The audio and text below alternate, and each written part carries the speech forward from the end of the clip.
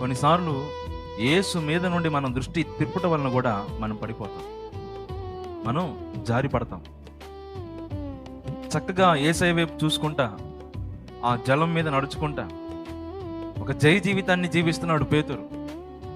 ప్రకృతికి విరుద్ధంగా ఒక ఆశ్చర్యకరమైన రీతిలో నడిపించబడుతున్నాడు. అడుగులు మునక్కుండా అడుగులు అడుగేసుకుంటా ప్రభు యొద్దకు సాగిపోతున్నాడు. ఈ ప్రయాణంలో ఈ మధ్యలో పేతురు యేసయ్యను కాకుండా పక్క చూపులు చూశాడు.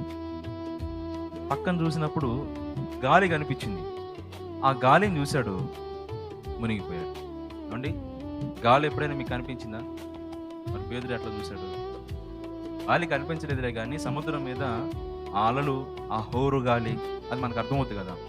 ఆ సముద్రం యొక్క బీభత్సం చూసి సందేహపడి అవిశ్వాసంతో మునిగిపోయాడు, పడిపోయాడు.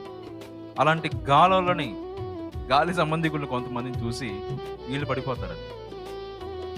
ఆత్మీయతలో చక్కగా నడుస్తున్న వాళ్ళని చూసి వాళ్ళ జీవితమే బాగుంది, ఇష్టం వచ్చినట్టుగా తాగుతున్నారు, ఇష్టం వచ్చినట్టుగా తిరుగుతున్నారు, నచ్చిన దాన్ని పొందుకుంటున్నారు, ఒకరికిద్దరిని మెయింటైన్ చేస్తున్నారు, ఫోన్లు మాట్లాడుతున్నారు, నచ్చిన డ్రెస్ కడుతున్నారు, సిగరెట్ తాగుతున్నారు, సినిమాలకు వెళ్తున్నారు. అబ్బబ్బా, వాళ్ళ జీవితమే బాగుంది.